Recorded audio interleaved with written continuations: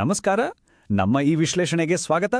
ಇಲ್ಲಿ ನಾವು ದೊಡ್ಡ ದೊಡ್ಡ ಐಡಿಯಾಗಳನ್ನ ಸರಳವಾಗಿ ಬಿಡಿಸಿ ಹೇಳ್ತೀವಿ. ಇವತ್ತು ನಾವು ಆರ್ಟಿಫಿಷಿಯಲ್ ಇಂಟೆಲಿಜೆನ್ಸ್ ಅಂದ್ರೆ ಕೃತಕ ಬುದ್ಧಿಮತ್ತೆಯನ್ನ ನಾವು ಹೇಗೆ ನಿರ್ಮಿಸಬೇಕು ಅನ್ನೋದರಲ್ಲಿ ಆಗ್ತಿರೋ ಒಂದು ದೊಡ್ಡ ಬದಲಾವಣೆಯ ಬಗ್ಗೆ ಮಾತಾಡೋಣ. ನೋಡಿ, ಮೇಡಾ ಫೌಂಡೇಶನ್ನ ಈ ಒಂದು ವಾಕ್ಯದಲ್ಲೇ ನಮ್ಮ ಇವತ್ತಿನ ವಿಶ್ಲೇಷಣೆಯ ತಿರುಳು ಅಡಗಿದೆ.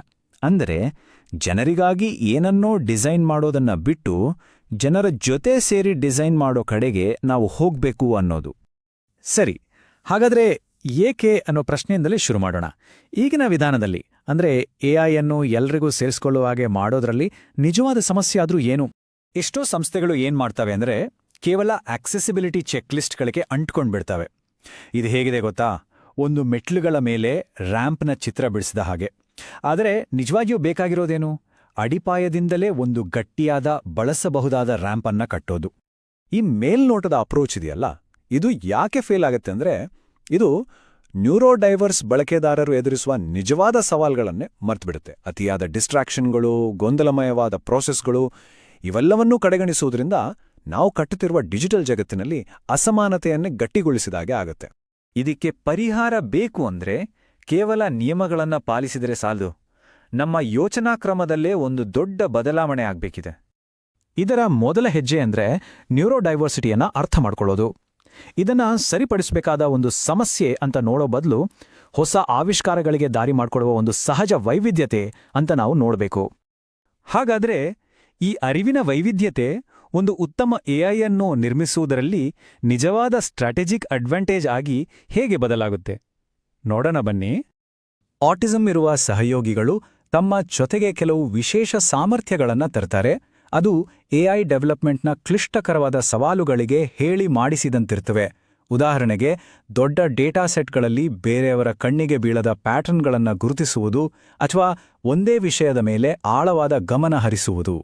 ಇಲ್ಲಿ ನಾವು ಗಮನಿಸಬೇಕಾದ ಪ್ರಮುಖ ವಿಷಯ ಅಂದ್ರೆ ಈ ಸಾಮರ್ಥ್ಯಗಳನ್ನು ಬಳಸ್ಕೊಳ್ಳೋದ್ರಿಂದ ಕೇವಲ ಒಂದು ಗುಂಪಿಗೆ ಮಾತ್ರ ಲಾಭ ಅಲ್ಲ, ಬದಲಿಗೆ ಇದು ಟೆಕ್ನಾಲಜಿಯನ್ನ ಎಲ್ಲರಿಗೂ ಉತ್ತಮಗೊಳಿಸುತ್ತೆ. ಸರಿ, ಇದಿಷ್ಟು ಥಿಯರಿ ಆಯ್ತು. ಈಗ ನಿಜ ಜೀವನದಲ್ಲಿ ಇದು ಹೇಗೆ ಒಂದು ಉತ್ತಮ ತಂತ್ರಜ್ಞಾನವನ್ನು ನಿರ್ಮಿಸುತ್ತೆ ಅಂತ ನೋಡೋಣ. ಕಮ್ಯುನಿಕೇಷನ್ ಟೂಲ್ಗಳ ವಿಷಯಕ್ಕೆ ಬಂದ್ರೆ, ಸಹಸೃಷ್ಟಿಯ ಕಾರಣದಿಂದಾಗಿ ಮನುಷ್ಯರ ಸಂಭಾಷಣೆಯ ಸೂಕ್ಷ್ಮ ವ್ಯತ್ಯಾಸಗಳನ್ನ ಚೆನ್ನಾಗಿ ಅರ್ಥ ಮಾಡಿಕೊಳ್ಳುವ ಎಐ ಸಿದ್ಧವಾಗಿದೆ. ಇದರಿಂದ ತಪ್ಪು ತಿಳುವಳಿಕೆಗಳು ಸಹಜವಾಗಿಯೇ ಕಡಿಮೆ ಆಗ್ತವೆ. ಇನ್ನು ಶಿಕ್ಷಣ ಕ್ಷೇತ್ರದಲ್ಲೂ ಅಷ್ಟೇ. ಈ ವಿಧಾನದಿಂದ ಎಲ್ಲರಿಗೂ ಒಂದೇ ರೀತಿ ಅನ್ನೋ ಪ್ಲಾಟ್ಫಾರ್ಮ್ಗಳು ಪ್ರತಿಯೊಬ್ಬ ವಿದ್ಯಾರ್ಥಿಯ ಕಲಿಕೆಯ ಶೈಲಿಗೆ ತಕ್ಕಂತೆ ಬದಲಾಗುವ ವ್ಯವಸ್ಥೆಗಳಾಗಿವೆ. ಅದ್ಭುತ ಅಲ್ವಾ?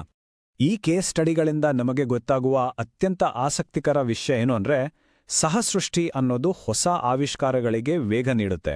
ಅಷ್ಟೇ ಅಲ್ಲ, ಇದು ಎಲ್ಲರಿಗೂ ಬಳಸಲು ಸುಲಭವಾದ ಟೆಕ್ನಾಲಜಿಯನ್ನ ಸೃಷ್ಟಿಸುತ್ತೆ ಅನ್ನೋದನ್ನ ಸಾಬೀತುಪಡಿಸುತ್ತೆ. ಹಾಗಾದ್ರೆ ಈ ಸಹಸೃಷ್ಟಿಯನ್ನ ಎಐ ಡೆವಲಪ್ಮೆಂಟ್ನಲ್ಲಿ ಒಂದು ಹೊಸ ಸ್ಟ್ಯಾಂಡರ್ಡ್ ಆಗಿ ಮಾಡೋದೇಗೆ? ಅದಕ್ಕಿರೋ ರೋಡ್ ಮ್ಯಾಪ್ ಏನು?